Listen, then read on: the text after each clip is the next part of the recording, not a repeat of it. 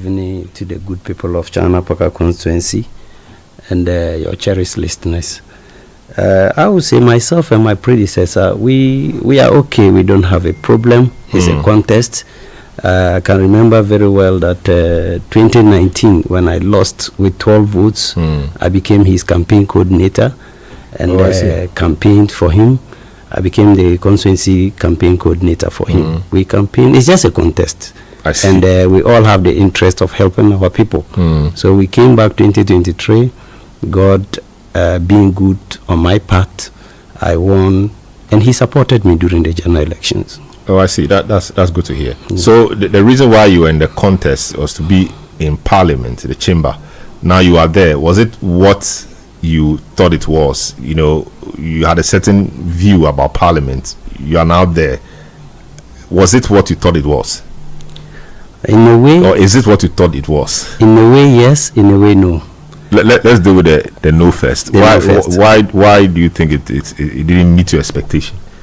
Per the understanding I was having, or I had before coming to Parliament, comparing or being in Parliament and going back to my people, there are two different. It's like two different institutions that I'm running, because in Parliament, the understanding and the definition of being a parliamentarian is quite different from the constituency level. In Parliament, I understand we are there to represent our people, we are there to make laws, we are there for supervision, and we are there for deliberation. But when you get back to the constituency, an ordinary person in every constituency, not my constituency alone, will take these four factors into consideration, then they will add theirs. And that is, when you are the MP, that means development is part of you. That means health issues you have to handle. That means education. When it comes to education, you have to be part of it, be it school fees, be it whatever, you have to be part of it for your constituents. Employment, you have to try and get your people employed. I don't know, should I say this? I mean, but that's what you told them. That's what you told them. That, you know, when you come back, you want to go there because you want to fix their roads, you want to build their markets, you want to fix the water problems, you want to be able to help them with school fees. I mean, politicians, not you in particular, but that's what you tell the people, and they believe you, they vote for you, and you go. So when when reality, dawns on you, you don't complain because you brought it upon yourself. That one is true. That is why I said, per the understanding before and being in the chamber is quite different. That is why I said yes and no at the same time. I see. So how have you been coping now that you've seen the two? You are here representing and making laws, advocating for them, etc. But when you go back to them, they expect a lot more. How have you been managing? It's been just about 3 or 4 months. How have you been managing that? I'm trying my best. And I can say for the past 3-4 months, I won't be wrong to say it has been the most 4 or 3 difficult months for me, continuously from a month to the other, because sometimes, you see, our people, they have, when they demand from us, difficulty as in terms of resources, when they demand from us, we understand. To me, I would have even advocated for MPs to become agents of development in a way, because the financial demand on us is too much. And here is the case, Parliament, in the chamber, they will always remind you that you are here to make laws. And when you get back to the constituency, it's a different ball game. But we are trying. That is why most. I don't know why you have to collaborate with your DC and all of those guys down there and lobby. That is what you tell the people, that you lobby for them to bring development. So that's your work. That's what you tell them. That is why we are out there lobbying. We have to be running up and down every day. We are on recess. But I try to combine my duties at the constituency and in Accra here, because Accra is the center where you can lobby. Round from this minute, weekend like this, I'll be home. And the beginning of the week, early, either Monday or Tuesday, I'll be back here again to lobby. So you're lobbying. What are you lobbying for? Where do you go to lobby? You see, my constituency, we have a lot to lobby for. I'm running a constituency that is so unique, so large. We had, I mean, Upper East, that is Chiana-Paga constituency. I share border with Sisala East, that is Upper West. That is Honorable, led by Honorable Mohammed Issa. I share border with Honorable Ayarga. Honorable Bulsa North. Apak? Agalga. Honorable Agalga. I share Bulsa North. I share border with Bulsa North, led by Honorable Agalga. I share border with Navrungo Central, led by Honorable Simon. I share border with Honorable Adongo, that is border Bolga Central. And you share border with Burkina Faso too? I'm coming there. That is the last part. I share border with Bongo, that is Honorable Bawa. Bawa, yes. Yes, Bawa. Yeah. Bawa. I share border with him, and I share international border with Burkina Faso, led by Almighty Traore. But with all this, my brother, I cannot boast, or we cannot boast, of one single tarred road. Oh, in the whole constituency. In the whole constituency. But it's been an NDC constituency for a very long time. Yes. Abuka Pele and all of those guys, they didn't lobby for most of my roads. Most of my roads were awarded, but even some, when you go to the Chichulga Chana Road up to Nakong, even they've tarred. That is when you're going to Wa. It was given to my 10. But when NDC, they were in process, almost 85%. When NDC left power, they abandoned it. Kandiga Sergo Road was also given under contract. It was almost 70-80%. But when we left power, they abandoned it. So this one you cannot blame. You see, most governments, I don't want to be part of it, but anytime there's a step to progress and a different government comes, we try to abandon those projects. To me, it is not fair. For instance, even in Parliament, but you can't boast of even a single tarred road. The whole constituency. The only tarred road that is there is not for us. That is about 7 kilometers. That is the border Burkina to Navrungo. That is the only road, and that one is ECOWAS road. We can't boast. We cannot even boast of one tarred road. So what do your people do? What kinds of things do they do? Are they farmers? Are they what do they do? You see, farmers are there. Businessmen are there, because you understand, when you are operating a border constituency where there is a border, that we have businessmen, and farming is also a major.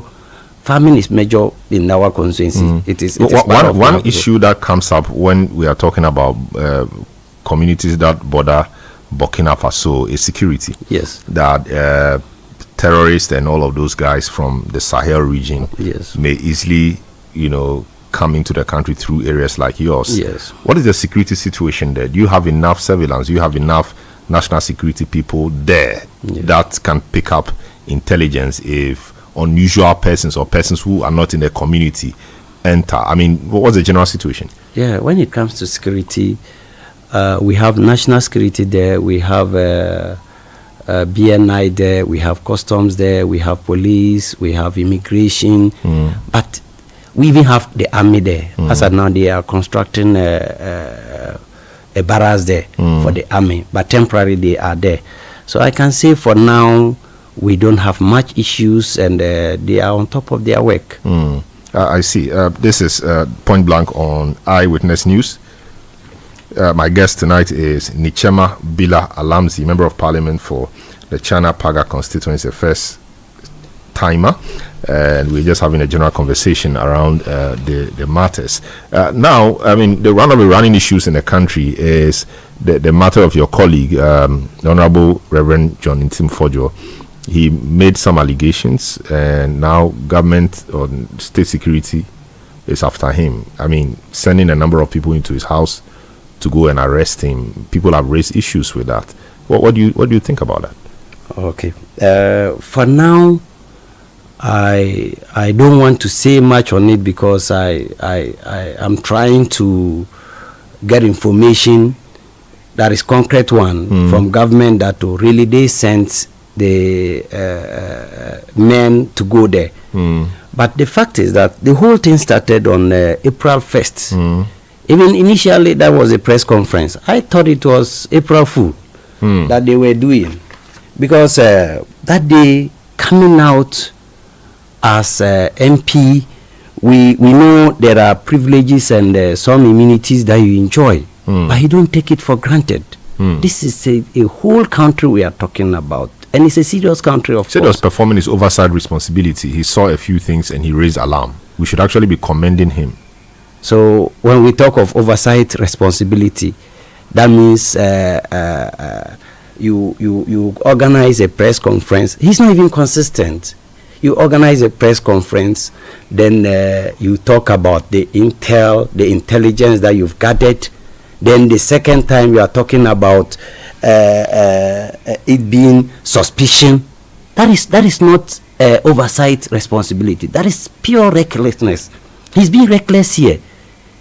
Whatever he said, there's no base in it. But does that justify the raiding of his house by many armed men? You see, I don't support it. I don't support it.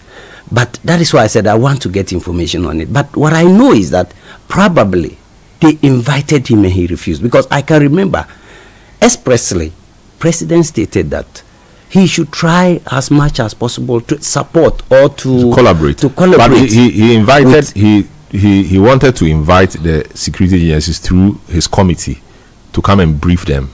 But it was blocked. It never happened. Who does that? No, why? The committee has oversight over those agencies. So if he wants them to come and brief them on so-called suspicious planes, why not?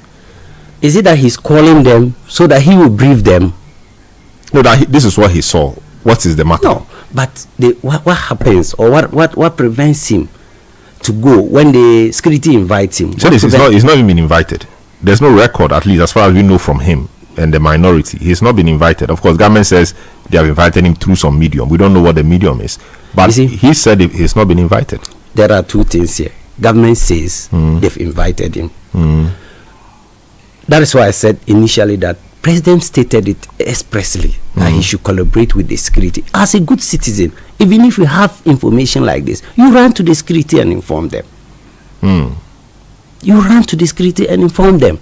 You don't sit and try to hide behind you having oversight responsibility to tarnish the image of this country to the world. He said he is rather raising alarm because he doesn't want the country to be a hub for drugs and money laundering and all of that. So I thought he's doing the right thing. I thought he said he and his people had intel. They had serious intelligence on the flights before he came out.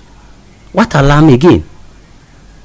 When you have intelligence on something, you go and report. Now, they say they want a bipartisan committee. I mean, Samuel Abu-Jinapor also wrote to the Dean of the Diplomatic Missions that they want a commission of inquiry. They want to get to the bottom of this matter. Is this something you support? If there's nothing to hide or worry about, why don't you grant them that so that we get to the bottom of it? No, for this one, I understand they are trying to run away from it. No, why would they run away? If you set up the committee, they will come. Oh, no. And if you don't come, everybody will see that they didn't come. Easy. First of all, let's be serious. Reverend Intim is not above the law. Let's respect that. He's not above the law. You see, precedents, they set precedents and try to run away from it. We were all in this country. We are talking of raiding houses. They went to Jinapor's house, the energy minister, when we left power.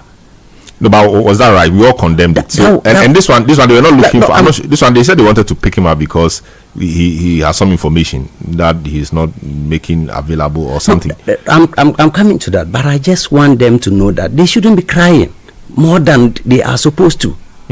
This is something that I talked about. Jinapor's house when they raided. That was That's John Jinapor. John Jinapor, when they raided his house. Let's talk of the current AG, Ayini. Honorable Ayini. They went to Ayini's house. What was his crime? His crime was that he came out with legal opinion. They raided his house more than this. The question is, who is honorable in team?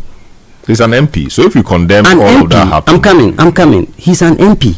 We were all in this country. When they subjected the current president, and he made himself available for investigations. Am I lying? So if the whole president or former president can be investigated, then who is honorable in team? But he's not saying he cannot be investigated. We are just saying that the right things must be done. Former President Mahama, now President Mahama, when he was being investigated, I'm not sure they raided his house. They invited him. But they invited. But he said he's not been invited. You see, when they invited president, he went. But he's not been invited at all. We are now having two scenarios. Yeah, here. but you see, he said, government is saying, show that you've been. I don't have information on it, but definitely I know government will come out with it, because government will not just go there to the thing that didn't happen today. Since 1st April that he came out, so maybe it was because of the process. That is why they didn't arrest him from 1st up to now. I see. So you think what government is doing is right? I mean, they should go after him and ensure that he produces the evidence. Yes, I said, provided government has followed the necessary procedure and invited him. Probably they've gotten the clearance from Speaker of Parliament, and they've invited him and he has refused. He decided not to attend, because I listened to him on radio. He indicated it, that he will not attend to them when they invite him. So provided they've done all that, then it is very right for them to raid his house. I see. I don't know about Chiana-Paga, but how are they feeling about the budget? I mean, government has scrapped some taxes. I mean, e-levy, betting tax, and all of that. Do they bet at Chiana-Paga, at the betting company? Betting is done everywhere. Oh, so they bet. Even though you say they don't have third rules, they bet. Betting is done everywhere. So the boys or the people are happy that the betting tax is off. The system was so bad that they have to bet. Whether I can't tell whether I was so bad or not. But I see. The budget. This is. Our budget is so innovative that it has been accepted by all, though except some few MPP sympathizers and the MPs in the House. I was surprised when they were giving lofty ideas here and there.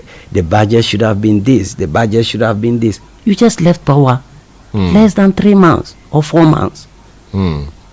You weren't having those ideas. The benefit of hindsight, I mean, and from according to maybe this budget is not better than any of theirs. So once they feel their budgets have been better, I mean, they will have a thing or two to say to you.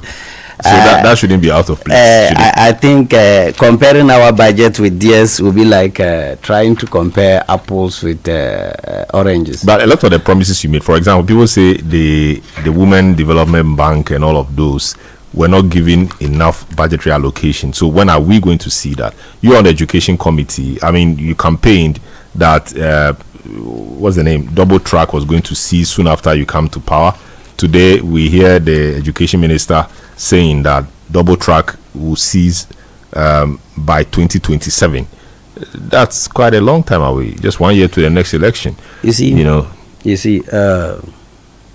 we are being when you are leading people, you need to be very sincere with them. What education minister is saying, he's just trying to tell the people that, you see, these people handed over free SHS to us in a way to improve it, in a way to stop the double track system.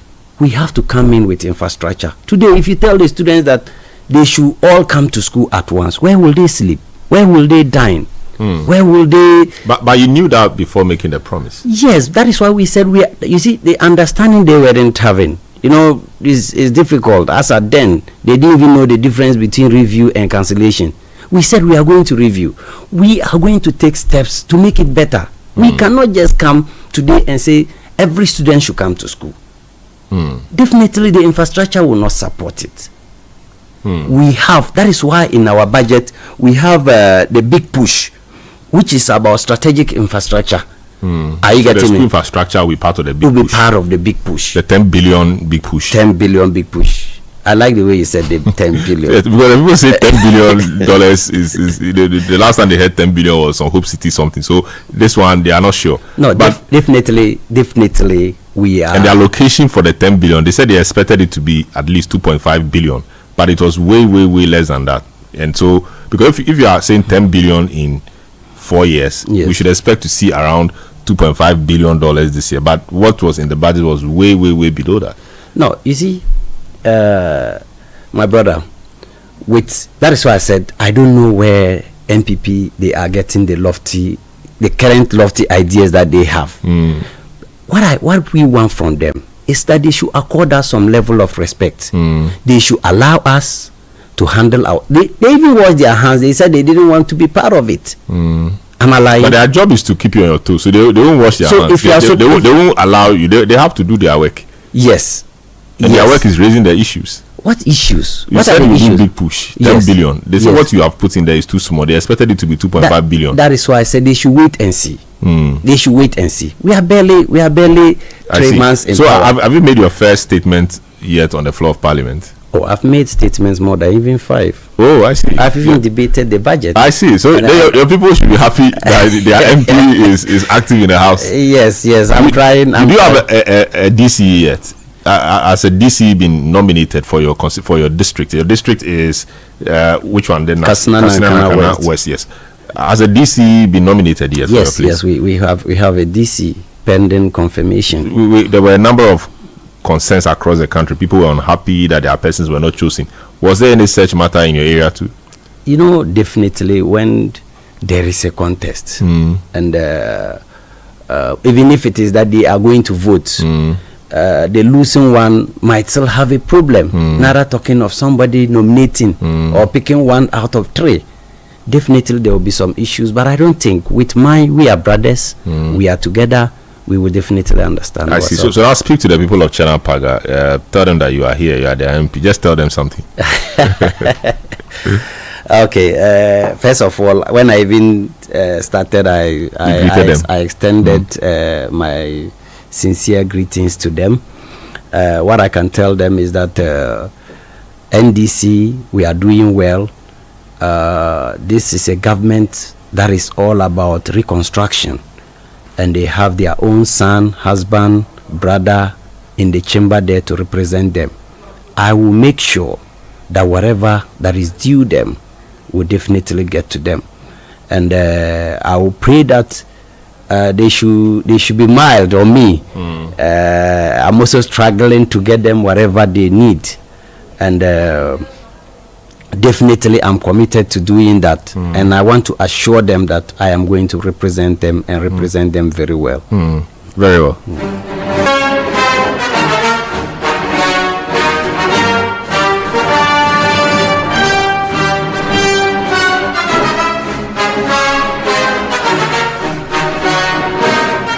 So you heard my guest,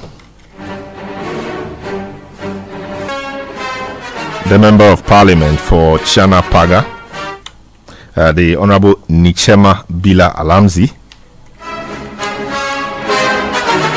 speaking to us on some general issues from his constituency to Parliament everywhere. This is how we conclude today's edition of the program. Show produced by Nana Kwabna Wilson, Sami Wiafe, Manuel Ayama, Beverly London, and Juliana Odame. Thomas Obin Dakun has been the technical man here. Earlier you heard Eno Safu. My name is Selo Madunu. Have a good evening.